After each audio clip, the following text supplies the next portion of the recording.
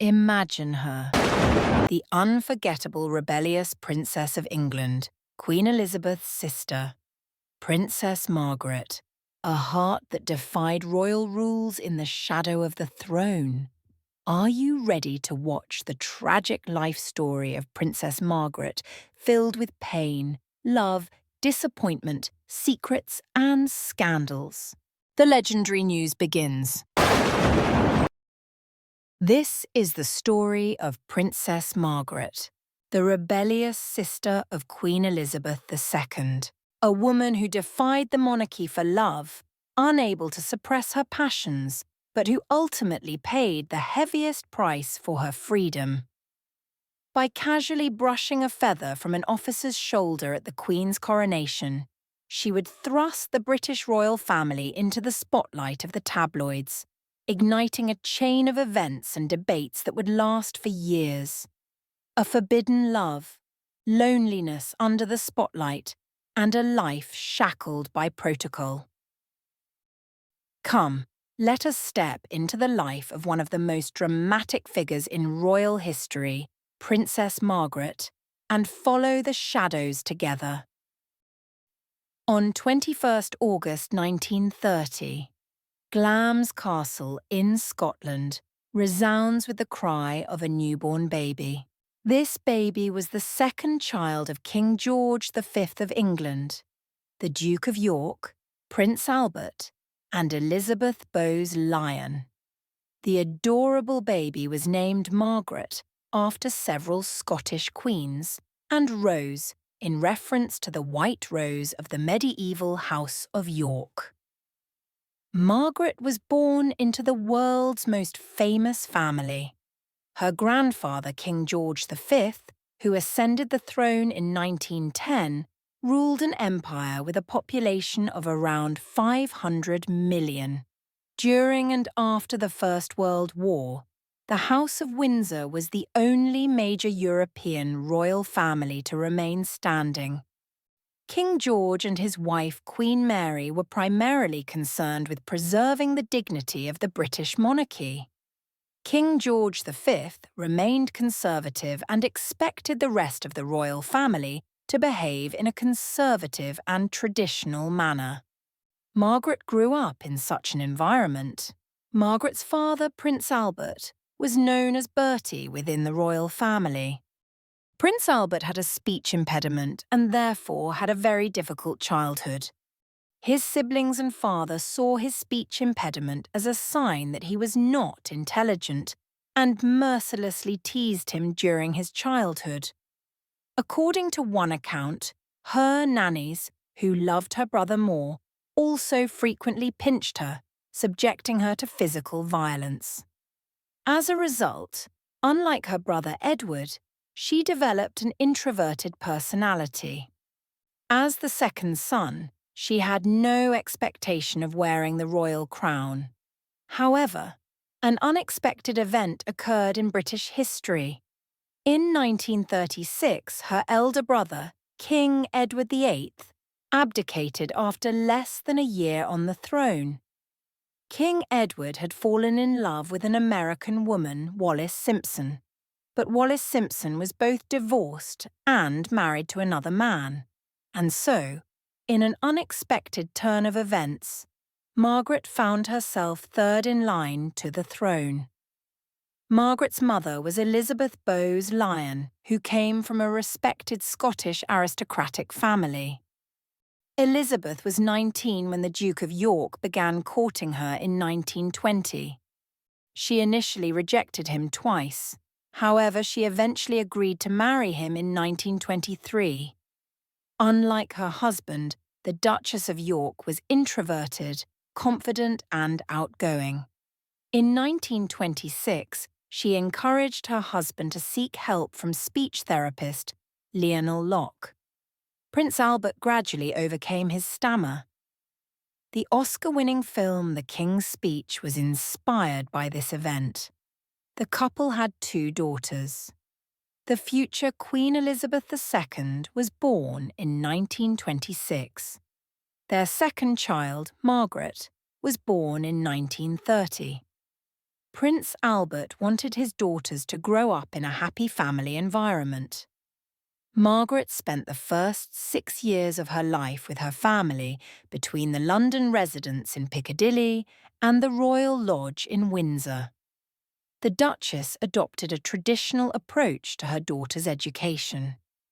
In 1932, she appointed Marion Crawford, a Scottish woman, as the governess for the young princesses.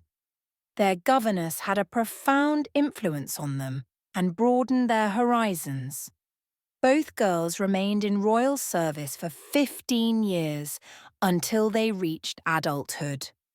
However, in her 1950 book Little Princesses, she portrayed Elizabeth as an example of grace and good character, and Margaret as her wild and unruly little sister, contrasting with Elizabeth, thereby damaging her relationship with the family.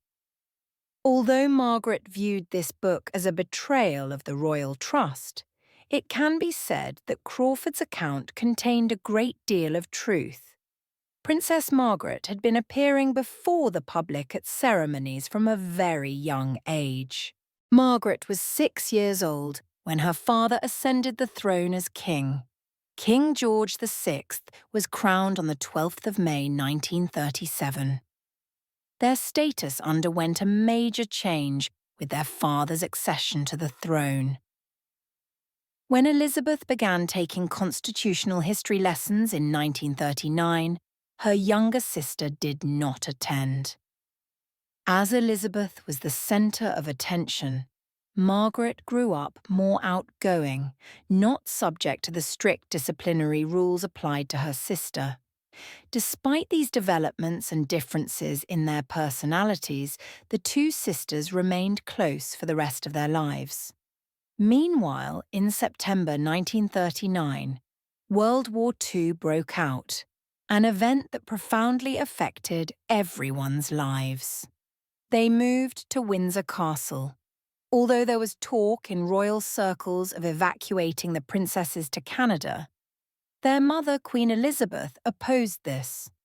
Even when the Germans began bombing England, the King and Queen remained in London. They won the great sympathy of the people when Buckingham Palace was hit. The girls remained at Windsor throughout the war, and the princesses' food and clothing were rationed as a sign of solidarity. By the end of the war, both princesses were in their teens and had met men who would play important roles in their lives. Early in the war, Elizabeth met her cousin, Prince Philip of Greece and Denmark, who was serving in the Royal Navy. She soon fell in love with him. Another familiar face at Windsor was 29-year-old war pilot and group captain Peter Townsend. Townsend had distinguished himself in the Battle of Britain and was appointed the King's aide-de-camp in early 1944. Margaret was only 14 at the time, and Elizabeth accepted Prince Philip's marriage proposal in the autumn of 1946. In February 1947, it was officially announced that she was engaged to Prince Philip. Their wedding, held at Westminster Abbey on the 20th of November 1947, was the first major royal event after the war. Princess Margaret, walking alone in front of the bride and 7 bridesmaids, displayed an elegant and confident demeanour. After her sister's marriage, she was now the most sought-after woman in the world. Wherever she went, she would attract the attention of the international press. In addition to her charm, beauty, and liveliness, the young princess became a leader in women's fashion by embracing Christian Dior's New Look collection, characterized by slits, short skirts, and high-heeled shoes. Immediately after the war, Princess Margaret carried out her royal duties in schools, hospitals, and charities across the country. At the same time, she caused controversy by going to nightclubs and private parties and dancing with her friends until dawn. Rumours claimed she had relationships with many male acquaintances. Beneath her fun-loving appearance was a young lady with an inquisitive and intellectual mind, deep religious beliefs, and a fragility that she revealed only to her closest friends. When her father's health began to deteriorate, Margaret was preparing to celebrate her 21st birthday at Balmoral. She and her group captain, Townsend, had fallen in love. Townsend had accompanied her on most of her overseas trips, and the romance had developed slowly over the years. Townsend was married at the time and was often away from his wife due to his duties. Although the king sensed his young daughter's interest in Group Captain Townsend, he hoped it was just a passing youthful infatuation. Around this time, George VI was diagnosed with a tumour and died at Sandringham on the 6th of February 1952. Sister Elizabeth learned of her accession to the throne while in Kenya. Her widowed mother began to be referred to as the Queen Mother. Thus, as the new queen moved into Buckingham Palace, her mother and sister settled into Clarence House. This would be Margaret's home for the next 8 years. Princess Margaret was deeply affected by her father's death.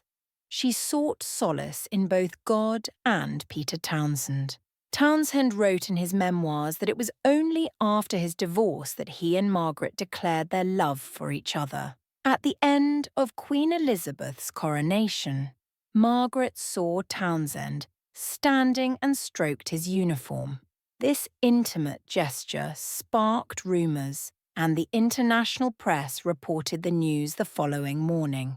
Prime Minister Winston Churchill opposed the marriage.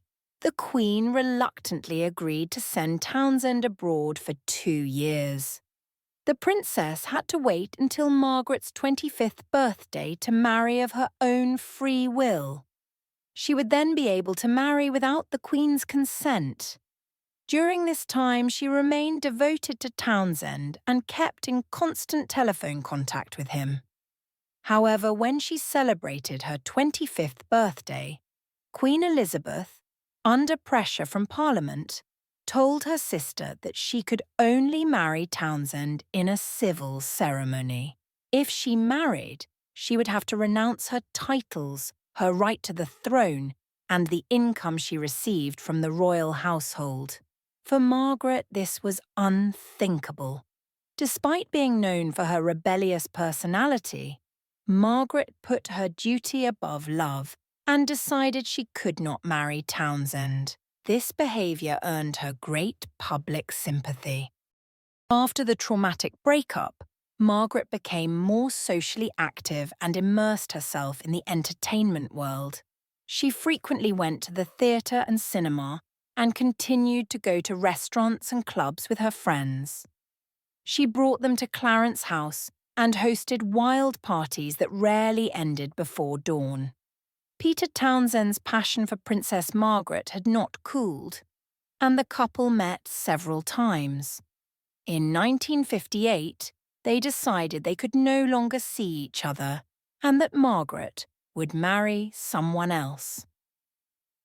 The heartbroken Princess Margaret began seeing photographer Armstrong Jones, an extrovert who shared her interest in art, ballet, theatre, and fashion. When the Queen and the Queen Mother learned of the relationship, they were surprised but had to approve it due to what they had put Margaret through in previous incidents. The engagement announcement was met with great excitement by the British public. The wedding took place on the 6th of May, 1960, and was the first royal wedding to be televised. An estimated 300 million viewers watched Margaret walk down the aisle in a relatively simple wedding dress designed by Norman Hartnell, the royal family's favourite fashion designer. Hartnell had deliberately kept the embellishments to a minimum to suit Margaret's petite frame. Life magazine described the dress as the simplest royal wedding gown in history. The gown is now part of the British Royal Collection and is on display at Kensington Palace in London as part of the royal wedding gowns. Beautiful, stylish, and a little rebellious, Princess Margaret was known for doing things her own way. This often meant breaking with royal tradition. When she married society photographer and playboy Anthony Armstrong Jones, she not only became the first princess in centuries to marry a commoner, but she also broke the rules regarding her tiara selection. Instead of borrowing one of the countless tiaras from the royal collection, as was traditional, Margaret purchased a new tiara. She bought the tiara, known as the Poltimore tiara, from the grandson of the 4th Baron Poltimore for £5,500. It was designed not only as a tiara, but also as a necklace and 11 brooches.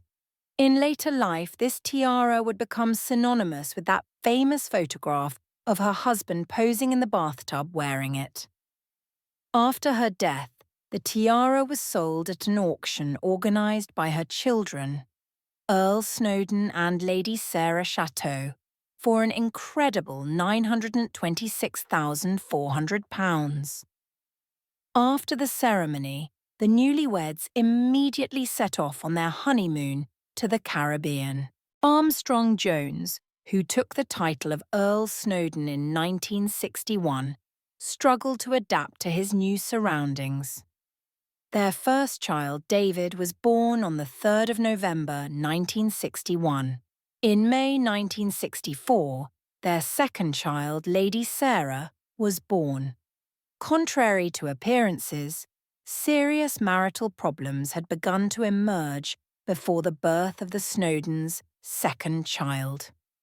Initially, the Earl of Snowdon, who tried to diligently fulfill his royal duties alongside his wife, began to spend more time in his study and less time entertaining his wife's dinner guests within a few years. Behind closed doors, their marriage was troubled. In 1965, they made a highly publicized tour of the United States. The couple also found time to visit Hollywood, where the dazzling but wildly entertaining princess made a name for herself among the greatest and most famous actors, writers, musicians, artists, and eccentrics of the time.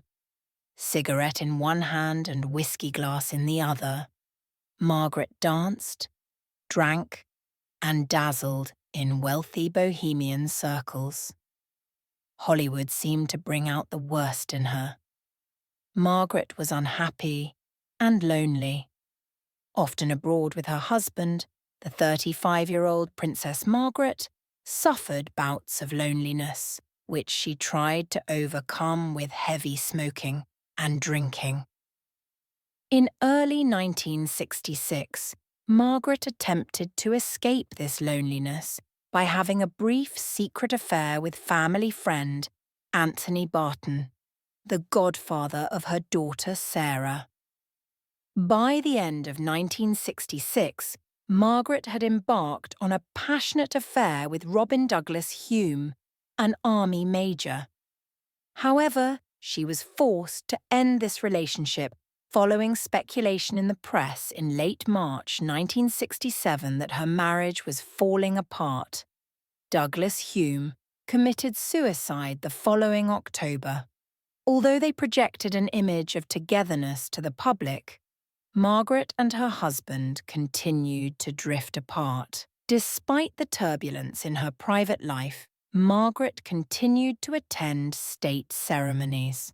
One of these was the investiture of her nephew, Prince Charles, as Prince of Wales in 1969. By the end of 1969, there was virtually no communication between her and her husband. At this stage, Margaret's husband was ready for a divorce. However, divorce was still not an acceptable thing for the royal family. In 1970, the princess's life changed completely when she began seeing 25-year-old Roderick Llewellyn, who came from a wealthy Welsh family. This relationship horrified Queen Elizabeth II and the Queen Mother. Margaret's relationship with Llewellyn was finally made public in February 1976, after the couple were photographed together. Upon returning to England, Princess Margaret announced her separation from her husband. During a period of political and economic turmoil, while the Queen represented stability and permanence, the public viewed Princess Margaret as selfish, arrogant, and capricious. In the final years of her life, despite all the criticism from the press, Margaret remained loyal to her sister and family and continued to carry out her royal duties, often at the expense of her health. Margaret appeared to have regained her former form after undergoing cosmetic surgery and losing a significant amount of weight while celebrating her 50th birthday at the Ritz in November 1980. Shortly afterwards, she announced that her lover Llewellyn had fallen in love with someone else and wanted to marry them. This breakup caused Margaret to feel emotionally isolated. After Margaret's breakup with her boyfriend, the tension that had existed between her and her sister, the Queen, for years subsided. In 1981, the marriage of her nephew Prince Charles to Lady Diana Spencer was a major turning point in Margaret's life, and Margaret ceded her place in the spotlight to the dazzling Princess Diana of Wales. Margaret was no longer the favourite princess she once was. The press began to focus on this young and beautiful princess instead of Margaret. Throughout the 1980s, Margaret's name continued to be linked to various boyfriends. However, she never seriously considered remarrying. Despite all her personal problems, Margaret continued to be a good mother to her 2 children. In the 1960s and 1970s, Margaret also began to struggle increasingly with health problems. She had led a much less healthy lifestyle than her sister and was hospitalized in 1985 to have a tumor removed from her left lung, which was found to be benign. Despite public pressure to quit smoking, she continued to smoke. Nevertheless, she managed to remain attractive into her 60s and continued to dress fashionably. She was conscious of her place in history books and enjoyed giving interviews to respected biographers and historians. She maintained a busy schedule throughout the 1990s. However, as the flag was passed on to younger members of the royal family, she no longer attracted as much attention. After Diana and her lover Dodi Al-Fayed died in a car accident in Paris in August 1997, Margaret wanted to see her first love, Peter Townsend, one last time. They met for lunch at Kensington Palace. When Peter died of stomach cancer 3 years later, Margaret did not attend the funeral. It was said that she did not attend the funeral out of respect for Peter's widow and children. In 1998, while on holiday in Mustique, Margaret suffered a minor stroke. This stroke left her immobile and depressed. The following year, during her last visit to Mustique, she suffered serious burns in a bathroom accident and was confined to a wheelchair for several months. A series of strokes in early 2001 led to reports in the press that she was on her deathbed, but she survived and was able to attend her mother's 101st birthday celebrations in August 2001. She passed away on the 9th of February 2002 at the age of 71. In a cruel twist of fate, her mother, the Queen Mother, died just a few weeks later. In truth, Princess Margaret's life was as dazzling as the royal jewels. but just as fragile.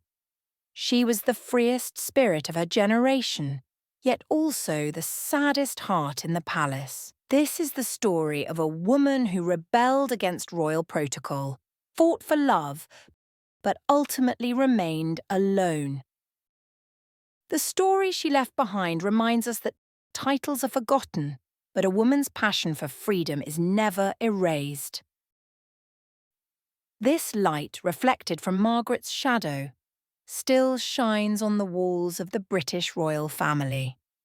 And sometimes, the deepest traces of royal history are written by the pen of a princess who remains in the shadows.